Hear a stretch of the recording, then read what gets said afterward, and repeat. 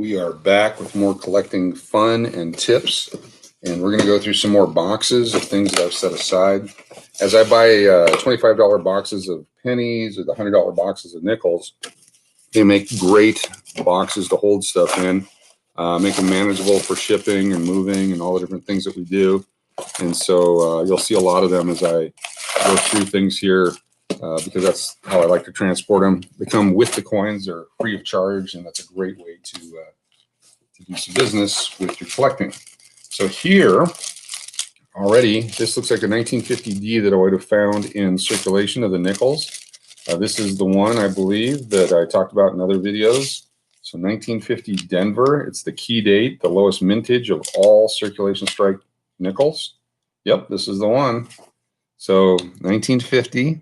On the obverse, and the Denver mint mark on the reverse. And it's a light mint mark, but it's there. So this might have been something that was in a coin book at one point and got put into circulation, or it survived circulation forever. And I just happen to be the lucky guy to find it. This is one of 3 that I've ever found I didn't have to buy. I bought most of them that I've ever had in my life. But this one, I found one in a slot machine and one other in rolls. That's it, my entire life that I found at the 1950D. So I've got one of those. Probably very good condition if you want to look at the value. I'm guessing $4 or $5, if that. But certainly, I'm glad I have it. Here we go. This is the 1979 or okay, it says 1981. So these are the 1981 Susan B. Anthony dollars that I talked about in the previous videos. So the Philadelphia, the Denver, and the San Francisco, it looks like there's 2 sets here. So the 81 mint set was produced in low quantities. The only way that you could get the dollar was through the mint set. They didn't offer them in any other form. They didn't put them in circulation. And over the years, they become very collectible. So each group here can be $11 to $15, depending on the condition of the coins. $3, $4, $5 a coin. Depending on the conditions. Some of them are real doggy, junky, chopped up, nasty in the mint sets. Some of them are really sharp design, well struck, nicely colored. If there's an air pocket for each one, and if they get some sort of a ding or a clip or something that lets the air in, you'll see some really cool looking toning or some really ugly toning. But here's 2 sets of the 1981 PDNS. Looks like it was probably for sale on eBay at one point, lot A, lot B. So that's what that is right there. Those are always fun to have and to find. It's another group of key dates, mint set only coins to go along with the $73 that we talked about in the last video, and the 1996 W dime. Now the mint makes quite a few collectible things like that. Pretty cool if you get in on it early on. Sometimes paying premiums aren't as much fun. Let's see what we have here. This looks like more random mint set coins. These might be the 1971s. I would save 1971 quite a bit because of the nickels. I can see some mint tokens here. So this might be the 86s. Yep. So these are the 1986s from the set that we had earlier with the dime. These are the leftovers of that. Here's some 2005 satin finish Philadelphia mint. Both the ocean design reverse and the buffalo design. Those are satin finish, and these will probably be the Denver counterparts. Yep. So there's the P&D set of the buffalo and the ocean satin finish nickels from 2005. Here's a 1980 Susan B. Anthony Denver out of the 1980 mint set. They did release some of the 1980s into circulation, so it's not as scarce as the 81s. There's the Philadelphia. It's got a Philadelphia and Denver. And probably going to be the San Francisco in here somewhere in this group. 1971. So there's a 71 uncirculated nickel and dime and quarter. And those are really hard to find in circulation in good condition. There's another one. There's a third one for 1971 and a 4th one. So that was one I saved a lot. Here's the other. Is this 85 or 86? This is 1985. Nickel, penny, and dime. Both Philadelphia and Denver. And then this is a random 1971D nickel. Is there anything else in here? A few more coins. Just stuff and junk that I put off to the side. There's the S version of the Susan B. Anthony 1980 from the mint set. So I've got the PD and S. I got the full set there.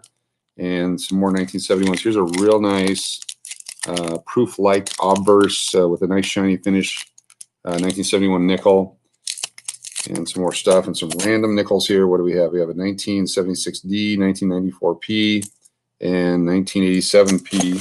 So those will just go into the nickel box here. We'll use those for rolls at some point. Uh-oh. What do we got here? 2009 Denver. So it looks like I have a roll that is broken open that I've been setting aside out of circulation. Yep, all 2009 Denver nickels. The 2009D and the 2009P, definitely worth holding on to as you find them. Some other rolls that I put together. And we have some silver nickels in here too. I'll pull these out and show you what these are in a second. Let's see what else we have. Oh, it jumps right out. There's a San Francisco proof 2006 nickel, but it was put in circulation. So I would have found this in a roll.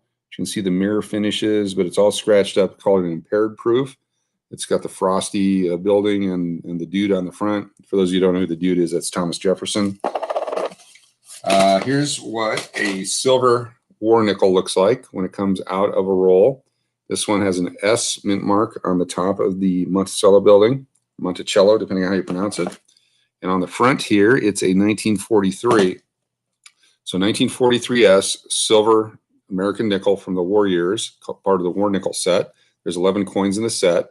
And again, like we talked about with the penny in a previous video and the nickels, they needed the original composition materials for the war effort. And so they used silver and manganese to make the nickels 42 through 45. There are a couple of varieties of the 42 out there. But for the most part, the silver. Here's a 44 Philadelphia. And then what's that? A 2009D. And then here's a real nice shape, 1983 Denver. Wow, that's in top condition. They are circulated. I remember pulling this one out of change, 1945S. So it looks like when they were originally minted, it's a little bit different color, but it looks a lot like the regular nickels. And so when I was going through rolls, and this came out of Salt Lake City, the roll that I found this in, and it was the Wells Fargo Bank up by the University of Utah. I remember buying the box, and this is a 1945 S Mint, extremely fine, almost uncirculated silver war nickel. I remember that specifically when I got that one. We talked about that in some of the previous videos about the memories that this can create for you and the fun if you're a memory type person. Nicely toned 2004. There's some more 2009s, quite a few of them. I think I almost probably had a roll here. 2000, not sure where I kept that. Oh, here's the 83P to go along with that 83D in really shiny top condition. Typically, if you find partners like that, the brother and the sister of a date, and they're high condition, they typically aren't found in circulation. Somebody either broke into a coin set, had to put it in the bank, or something happened to where they would have been liberated from their collection and put it into circulation. And currently, with the bad economy due to COVID and all that, the coin shortage just might be an option for a lot of people. We did find the 2 boxes of collectible nickels this past weekend that we went through with all the uncirculated rolls of 2004 P&D Keelboat, had a couple of 2008 Ps, some 1960, 1963, 1969, and 1970S. And then here, keep dropping a few of these, but that's why I have the cardboard down. You don't want to do it on top of metal in case you do drop it. There's 09, 09, lots of 09s. That's good to have. So when you purchase a lot of 100 coins from us, they're all different date and mint mark, you will get a 2009. There's a 2009P that I got out of circulation. Definitely get a 2009D. There's another P. Those are really tough to find. Most of them, I think, went to Puerto Rico. A gentleman down there or a lady down there had a hoard and selling for years. Here's a nice 1982 P&D set also. So we have the 82 P&D and the 83 P&D, very high condition, high grade, almost uncirculated level. So I'm going to put all the 2009Ds in first. And there's a couple of 2009 Philadelphias in there. Then I'm going to put in the 82 and 83 P&D. And I'm going to put in the 45S silver. I'm going to put in the 43 silver. And then these other 5 random coins that were here, or there's 6 because there's the proof one. I wonder if that was an entire, there's 2 extra. So that would have been a roll, and I don't see the roll cap on there, so that's probably why it fell over. So what I'm actually going to do is I'm going to put those into a paper roll. But before I do that, where my pen goes so I can put the marking on it, I'm going to put on here 2009, and then a big D. That way I will never put these directly into the bank until I have a chance to go through the roll and see what's actually in there. Put it all in there. 40 coins makes a roll. Goes in like that. Crimp down the far end. Put the rest in. My hands are just big enough that 40 nickels fits perfectly into it. I can get the 50 pennies in there. I can do the 50 dimes. Quarters, I actually have to come up my hand a little bit. But certainly that's something we're going to set aside over here because that's a fantastic roll. Glad I got it. And that empties out that penny box. So we have a couple more little bags of some foreign stuff here that came out of that box earlier. Let's see what we got. Could be tokens, could be foreign money.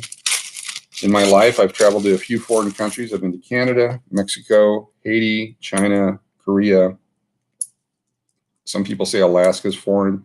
Here's a €1 that I found, 2002, and it doesn't have a specific country on it. So this would have been one of the original euros. I wonder if this is my original euro set. This is actually what this might be. Yep, 2002, 2002, €2, the 1 cents, and then the small minor coinage. So 2002 euros. Looks like a complete set. I'll have to go back and look. I know I bought one at one point because I wanted to see what they all look like. And so we'll put those right back in there. There's my 2002 euro set. I don't know what year they came out with the euro. I think it was 2002. Could have been 92. One of those years. Someone can tell me. If you know this stuff and I'm saying something incorrectly, please type in the information, share it with everyone. I'm going by memory, and as I get older here, sometimes my memory will skew details, and certainly don't mean to mislead anyone. So please look up all the information you can online, educate yourself. Here's some Mexican 1 pesos and the 50 centavos. These are just random stuff. These fit nicely into nickel rolls, and so sometimes they come out of the nickel rolls. There's 2005. There's 2015 on the 1 centavos, and the 50 centavos look like they're 2005 and 2004. One year, I did take a trip into Tijuana. We went souvenir shopping, and I was able to buy a bunch of coins. I always buy coins when I go to foreign countries, and I've got some really big 1981 coins that I got when I was down there. And in them, there's 2 varieties where there's the 8 is complete, and then there's a broken 8 variety where there's a gap in the 8. I believe the broken 8 variety is the scarcer of the 2, and I got a whole bunch of those that I've had for many, many years because I picked them up when I was down in Mexico that one time. All right, well, that's today's video. Here's another watch. There's absolutely no value to this one. This is Advanced Watch Company, Sherwood, Warren, Michigan. And I'm guessing that's a $4 or $5 item there. It's the LTD version, and it's still new in the packaging. It's not really a mint package. It is a new item. It says so right there on the tag, and it has all the paperwork and stuff. If this turns out to be the missing watch that completes the Smithsonian collection, please let me know. I'm not going to do anything with it in the meantime. I'll just put it over here with the rest of everything else. Thanks for tuning in. We'll see you next time. Many more collectibles to go through. Hope you're learning something from this. Again, if you know more than I do, please share the information. I've been doing this since 1976. My first few coins that I found were old nickels from the 50s and some change at a baseball park. Thought it was really interesting. Investigated, went down, talked to the guy at the coin shop downtown.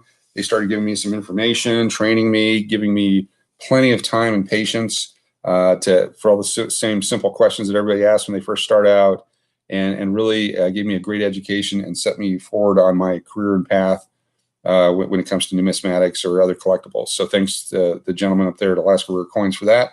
And they do auctions twice a year also, if you want to check them out.